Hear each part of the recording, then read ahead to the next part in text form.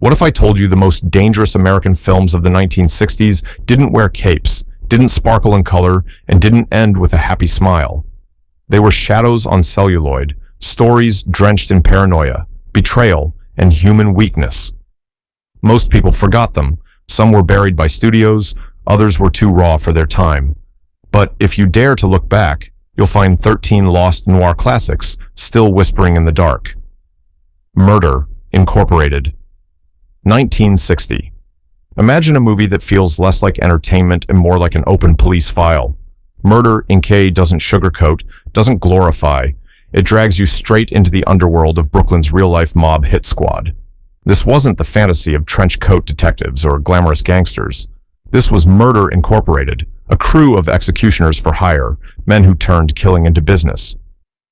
The film kicks open the door with a documentary-like realism that shocked audiences in 1960. Directed by Burt Balaban and Stuart Rosenberg, the movie follows Joey Gallo and the rise of the syndicate that became infamous for contract killings across New York. Peter Falk steals the screen as A.B. Reyes, a twitchy little man with dead eyes and a snarl that could cut glass. Falk's performance was so chilling, it earned him an Oscar nomination, yet the film itself vanished into the cracks of noir history. Why? Because the studio had no idea how to market a film that was too gritty for comfort and too real for escapism. The cinematography drenches New York in cold shadows, not the romantic skyline, but the alleys, bars, and basements where lives were bought and sold for cash. This is noir stripped to the bone. No fantasy, no polish, just corruption eating the American dream alive. What makes Murder, Inc. unforgettable is its refusal to flinch. It doesn't tell you heroes win or villains lose. It tells you that power comes with blood and betrayal, and sometimes the law is too weak to stop it. The film is more than a crime story.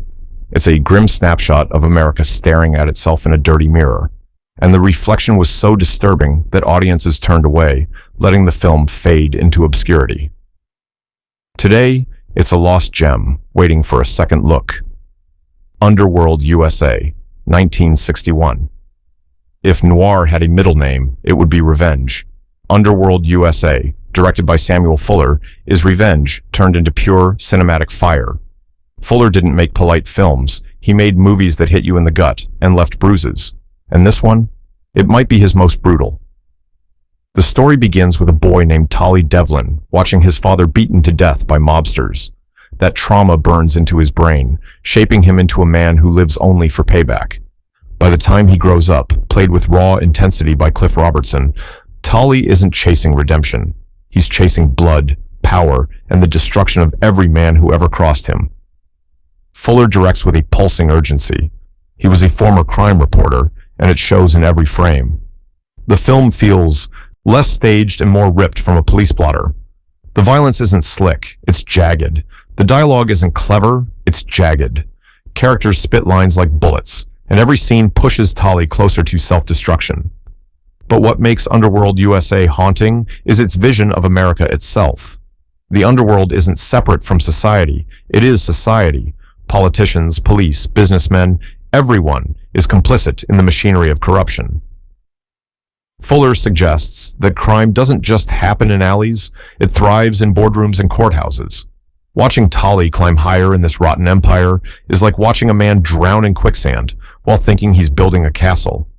The film was too harsh for mainstream audiences in 1961.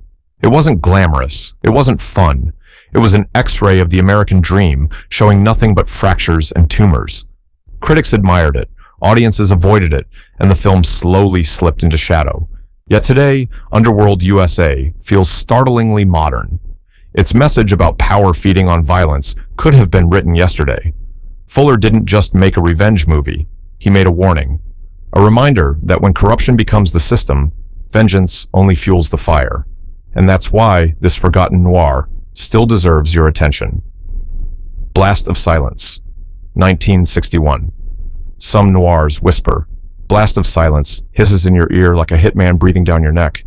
This is one of the grimmest, most stripped-down noirs of the 60s, and it was shot guerrilla style on the streets of New York during Christmas. Forget holiday cheer. What you get here is loneliness, paranoia, and a city that feels colder than the snow falling on it. The film follows Frankie Bono, a professional killer who arrives in New York to carry out a hit. But this isn't the slick assassin of Hollywood fantasy. Frankie is isolated, bitter, and crumbling inside. Alan Barron, who wrote, directed, and starred in the film, gives Frankie a haunted quality, as if every step he takes brings him closer to his own grave. And the narration, oh, that narration, is delivered like a sermon of doom by none other than Lionel Stander. His gravelly voice doesn't just comment on Frankie's actions, it cuts into his soul, mocking his failures, sneering at his loneliness, and dragging him toward inevitability. Shot on a shoestring budget, the film uses New York as its stage, capturing real streets, real subways, and real snowstorms. You feel the grit, the damp, the emptiness of holiday crowds. There's no glamour in this world, only desperation. Every shadow hides betrayal. Every neon light flickers like a warning. Why did Blast of Silence disappear? Because it didn't play by the rules. It didn't give audiences comfort or closure. It gave them the inside of a killer's head, and it wasn't pretty. Critics admired its raw energy, but it was too bleak for theaters hungry for escapism.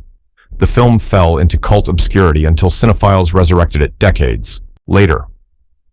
What makes it unforgettable today is its honesty.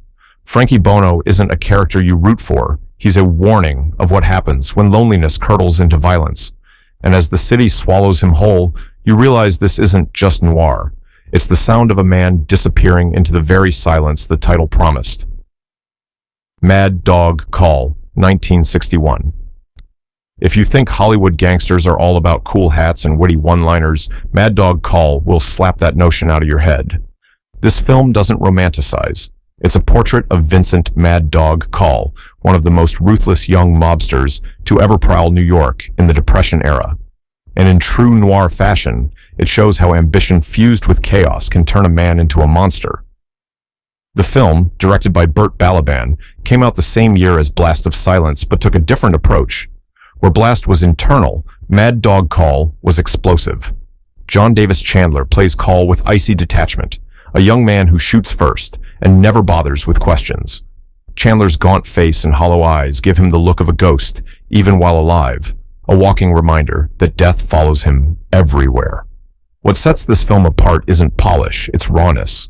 The budget was tight, the production rushed, and yet it captures a gritty authenticity that glossy gangster pictures of the time lacked. You see Call as reckless, volatile, and utterly unpredictable. He's no mastermind. He's a loose cannon tearing through New York's criminal underworld with bullets instead of brains. The movie shocked audiences with its brutality, especially in an era when Hollywood often softened crime stories to appease censors. There's a sense of documentary realism here, grimy streets, low-rent hideouts, and sudden bursts of violence that don't feel staged, but lived. So, why did it vanish? Because it wasn't glamorous enough for the gangster-loving crowd. It didn't give viewers the myth of organized crime. It gave them the ugly reality of a young man consumed by rage and arrogance. Critics dismissed it as too cheap, too brutal. But in that roughness lies its strength. Today, Mad Dog Call plays like an unpolished diamond of noir history. It may not have the sheen of bigger productions, but its raw edges cut deeper. It reminds us that noir isn't about elegance. It's about danger, desperation, and the kind of men who burn out fast, because the world won't let them burn slow. Experiment in Terror, 1962. What happens when a director known for light comedies suddenly decides to dive into the shadows? You get Experiment in Terror, a San Francisco set noir that proves Blake Edwards wasn't just about slapstick. This movie is tense, eerie, and laced with paranoia that creeps under your skin and refuses to leave. The story is deceptively simple. Kelly Sherwood, a bank clerk played by Lee Remick, is targeted by a psychotic criminal who demands her help in robbing her own bank. He threatens not just her life, but her family's. Enter FBI agent John Ripley, played by Glenn Ford, who tries to outsmart the faceless menace while the city itself becomes a stage of terror. What makes Experiment in Terror stand out is its atmosphere. Edwards transforms San Francisco into a character of its own. Fog-drenched streets, looming hills, echoing stairwells, and shadowy corners turn the city into a labyrinth of fear. The villain, played with chilling intensity by Ross Martin, has a voice that alone could freeze your blood. You rarely see him clearly at first. He's a phantom presence, like evil itself, stalking through the night. The cinematography leans into noir traditions while pushing them into modern territory. Harsh contrasts of light and darkness, unsettling camera angles, and a score by Henry Mancini that shifts from cool jazz to nerve-jangling suspense create an experience that's as stylish as it is terrifying. So, why did experiment in terror fade away? Partly timing. Released in 1962, it sat between classic noir and the rise of color thrillers. Audiences didn't know what to make of it, and critics were lukewarm. It wasn't flashy enough for the new decade and too unsettling for old-school tastes. But looking back, this film feels like a bridge between eras. It takes the DNA of 40s noir and infuses it with 60s unease. It's Hitchcock without the polish, a nightmare unfolding in everyday spaces. Watching it now, you realize Edwards created a forgotten noir masterwork, one that proves even the safest city street can become a trap if you're being watched by the wrong pair of eyes. The Manchurian Candidate, 1962. Some films scare you with killers in alleys. The Manchurian Candidate scared America with the idea that the killer could be your neighbor, your comrade, even your son. This wasn't just a thriller, it was a political nightmare wrapped in noir paranoia. Directed by John Frankenheimer, the story follows Sergeant Raymond Shaw, played by Lawrence Harvey, who returns from the Korean War hailed as a hero.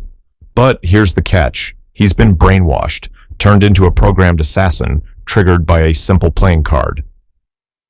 Frank Sinatra plays Major Bennett Marco, the officer who slowly pieces together the conspiracy. What they uncover isn't just a plot, it's a reflection of Cold War America's deepest fears. This film blends noir's fatalism with Cold War dread. Shadows aren't cast by lampposts, but by ideology. Every character is trapped in a web of manipulation, power, and betrayal. Angela Lansbury delivers one of cinema's most chilling performances as Shaw's mother, a woman who blurs the line between patriotism and tyranny. Her quiet control makes her more terrifying than any gunman in a dark alley. At its release, The Manchurian Candidate felt like a gut punch. It didn't reassure audiences that America was safe. It suggested that corruption and control could live inside the very institutions meant to protect them. Then, tragedy struck. Just a year after the film's release, President John F. Kennedy was assassinated. Suddenly, a film about political murder hit too close to home. The studio withdrew it, and for years, it vanished from circulation. Why revisit it today? Because its themes never died. Manipulation, fear, power plays behind the curtain. It's all still here. The Manchurian Candidate isn't just a noir classic. It's a prophecy dressed as entertainment, and it reminds us that sometimes the darkest conspiracies don't hide in alleys, they hide in plain sight. The Killers, 1964. By 1964, noir was supposed to be dead, but then Don Siegel came along with The Killers, a brutal adaptation of Hemingway's short story that proved the genre still had teeth, sharper than ever. Originally shot as a TV movie, the networks rejected it for being too violent, so Universal released it theatrically, and it hit audiences like a sucker punch. The story begins with two hitmen, played by Lee Marvin and Clu Gulager, carrying out a job. But Marvin's character grows curious. Why didn't their victim, a former race car driver named Johnny North, even try to run? That question unravels a flashback-driven tale of betrayal, money, and corruption, spiraling into a maze of double crosses. What makes The Killers unforgettable is its energy.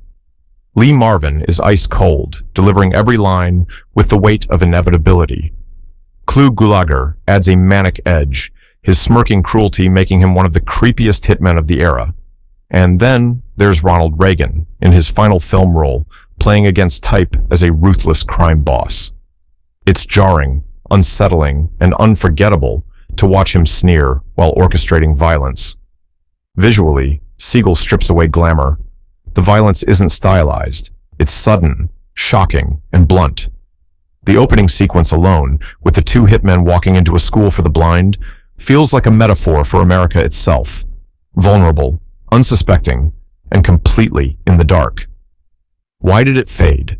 Because it arrived at the wrong time. Too bleak for TV, too unconventional for mainstream theaters, it never found the audience it deserved. But over the years, it's gained a cult following, not just for its cast, but for its willingness to show noir as raw brutality instead of polished style. The Killers isn't just a lost noir, it's a funeral dirge for an era, played with gunfire instead of violins.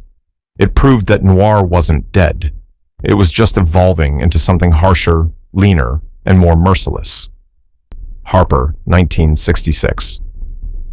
By the mid-60s, noir was supposedly over. Audiences had moved on to spy flicks and swinging comedies. But Paul Newman proved otherwise in Harper, a film that dragged the private eye archetype into the modern age while keeping the old cynicism intact. Newman plays Lou Harper, a private detective modeled after Ross MacDonald's iconic character. He's not a trench coat cliché. He's slick, cynical, and tired, smarter than everyone around him, but too world-weary to celebrate it. From the first scene, Newman sets the tone. This isn't a glamorous hero. This is a man scraping by on charm, smarts, and sheer stubbornness. The case Harper takes on begins with a missing person, but as with any good noir, it spirals into something uglier. Corruption, infidelity, betrayal. The puzzle keeps expanding until Harper realizes he's less solving the case and more surviving it. Newman's sardonic delivery and wry smile mask the bitterness underneath. The film is drenched in 60s style, California mansions, swimming pools, sharp suits, but the noir heart still beats beneath it. Every relationship is transactional. Every ally is a potential traitor. And Harper himself is caught between disillusionment and determination. Why did Harper fade compared to other Newman hits? Because it didn't play by the decade's rules. It wasn't escapist fun. It was a reminder that even in the sunshine of California, corruption and betrayal thrive.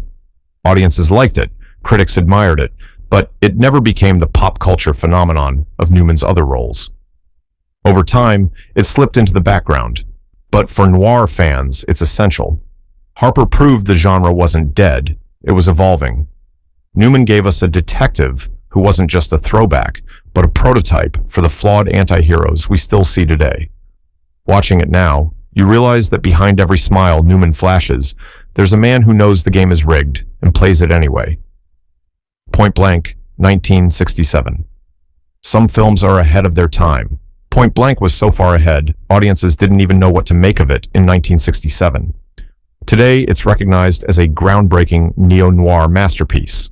But back then, it was brushed aside as too weird, too fragmented, too cold. Lee Marvin stars as Walker, a man betrayed, left for dead, and consumed by a single mission: to get back the money he's owed. That's the surface story, but the way director John Boorman tells it turns it into something far stranger. The film fractures time and space. Flashbacks collide with present scenes. Images repeat like memories. Sound drops in and out. Walker isn't just a character, he's a ghost haunting the world that wronged him. Marvin plays him with icy detachment, a man less interested in revenge for its own sake and more obsessed with the principle of betrayal. Visually, Point Blank is stunning. Boorman turns Los Angeles into a labyrinth of steel, glass, and empty modern architecture. The city feels sterile, alien, as if Walker is drifting through a dream or a nightmare. Every shot is precise, every silence loaded with menace. Why did audiences ignore it? Because it wasn't the noir they knew. It wasn't straightforward. It was jagged, experimental, closer to European art cinema than American crime drama. Critics were divided, and the box office was unimpressed. The film sank. But over the decades, its reputation has grown.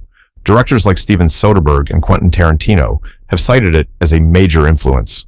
Watching it now, you realize Point Blank didn't just keep noir alive, it reinvented it. It stripped the genre to its bones and rebuilt it as something stark, modern, and terrifyingly timeless. 13 films, 13 shadows from the 60s that most people forgot, but each one still burns with something dangerous, something vital. These weren't polite mysteries or glossy thrillers. They were warnings, snapshots of paranoia, betrayal, and corruption hiding behind the American dream.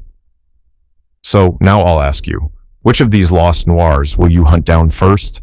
Drop your answer in the comments, hit subscribe, and remember, Sometimes the films we bury are the ones that see us most clearly.